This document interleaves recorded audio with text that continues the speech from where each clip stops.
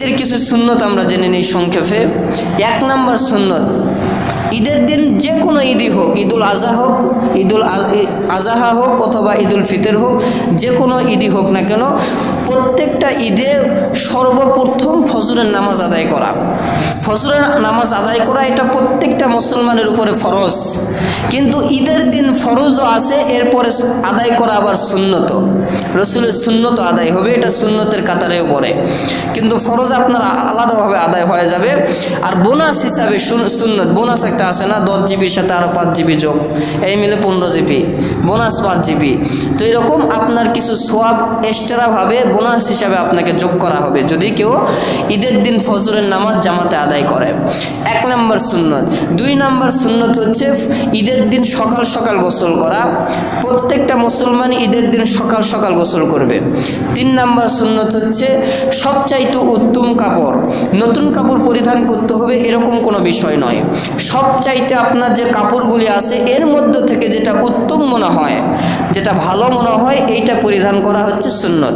এরপরে খুশবু লাগানো আর আতর সুরমা লাগানো, এটা শুধু ঈদের দিন নয়, প্রত্যেকটা মুসলমানদের জন্য প্রতিদিন সুরমা লাগানো হচ্ছে সুন্নত।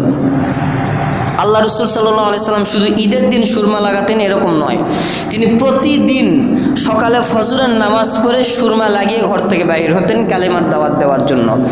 তিনি রোদে এমন ঘোরাঘুরি করতেন, ঘামে তার সুরমাগুলো এরকম গড়ে গড়ে গাল দিয়ে পড়ে যেত। তো প্রতিদিন সুরমা ব্যবহার করা সুন্নত। তো ঈদের দিনেও সুরমা ব্যবহার করে ঈদগাহে যাওয়া সুন্নত। ঈদগাহে যাওয়ার আগে সর্বপ্রথম ঈদুল ফিতরে মিষ্টি মুখ করে যাওয়া সুন্নত, খেজুর অথবা খুরমা। খেজুর খাওয়া সবচাইতে উত্তম, হাদিসের ভিতরে এসেছে খেজুরের কথা। যদি খেজুর না থাকে তাহলে যে কোনো মিষ্টি জাতীয় জিনিস খেয়ে তারপরে ঈদগাহের ময়দানে যাওয়া।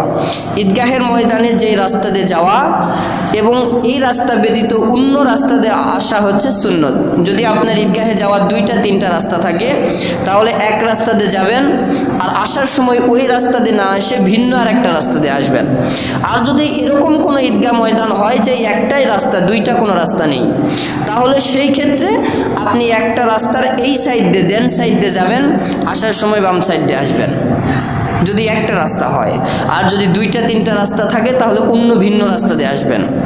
ইসলামের সড়কের ভেতরেও, মেন রোডের ভেতরেও ডান দিক দিয়ে চলা সুন্নত, কিন্তু আপনি ডান দিক দিয়ে যদি গাড়ি নিয়ে যান তা আপনি দেখবেন একটু পরে হাসপাতালে বেডে শুয়ে আছেন, এসে আপনাকে মারা দিবে, কারণ বাংলাদেশের নিয়ম অনুযায়ী বাম দিক দিয়ে যাওয়ার সময় বাম দিক, আসার সময় ডান দিক। আর ইসলামে ডান দিক দিয়ে যাওয়া সুন্নত, বাম দিক দিয়ে আসা সুন্নত। তো ঈদগাহে আপনি যদি একটা রাস্তা